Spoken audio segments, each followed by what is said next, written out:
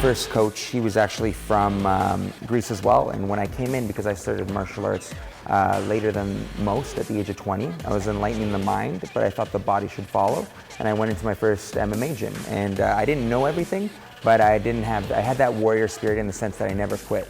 Every time I got choked, every time I got punched, I still came back the next day, and that's what he said. I had the Spartan spirit. Can you give me like a typical day training when you're getting ready for an event, for a match? Yeah, so obviously, first and foremost, there's a difference between in camp, is what we call it, getting ready for a fight, and just normally. So as a martial artist, I'm always growing, I'm always learning, I'm always in the gym. This is my office, right? But when you have a fight set, that's when you start, first and foremost, you time it out from how long. Usually a camp is anywhere between 8 to 10 weeks, and that way you kind of structure it in regards to who you're fighting, because every person is different. So every match, every competition will be different in that as well. So once you know who your opponent is, you start fine-tuning in regards to your strategy to beat someone, because again, this is competition. It's not a fight. Monday to Friday, you have 2 sessions a day. Usually it's somewhere between the time of 10 a.m. to 12 in the afternoon. You break for lunch. You have a meal and sometimes even a nap, because naps save lives in MMA. We love siestas here. Yes, we all do. We all do. So you're training, you're getting ready for a big fight. How many calories are you eating a day?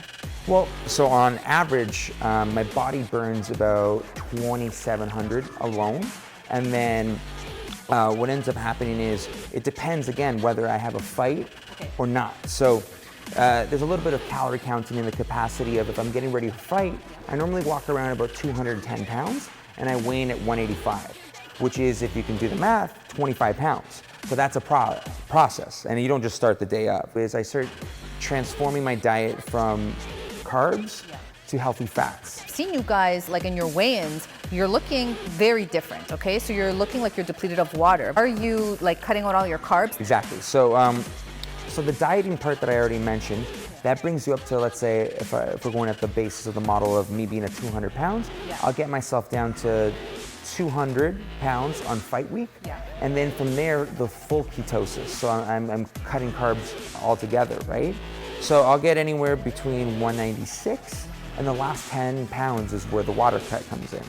So it's a process of, there's many different ways. Some people, will exercise to sweat it out, where it is, they have like sauna suits, et cetera, et cetera. Other people will, sit in a sauna. And one of the other more interesting aspects is actually a bathtub. So what you do in that is you do 4 parts rubbing alcohol and 1 part Epsom salt. And what that does is it creates a chemical reaction that opens up your pores, and water will come out basically even from your whole body. And the reason why you would do that, alternative to a sauna, is because a sauna because there's so much space in a sauna room, it takes a lot longer to heat up your pore. Where if I'm in a hot tub or a tub with hot water and the chemical reaction that I told you, all of it's equally distributed on my body, so it sucks out the water.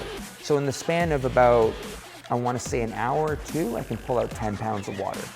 That's crazy. And then you do this to get in on the weigh-in, the number you want to weigh in on, so you're equal with your opponent. And then in 24 hours, are you fighting after that? Yeah, so the process itself is actually called sandbagging. The whole idea is extra weight will obviously make a competitive advantage, and weight cutting itself is an advantage in regards to whoever weighs the most the next day. Gravity will obviously dictate that you're going to be heavier than the person, right? And presumably stronger.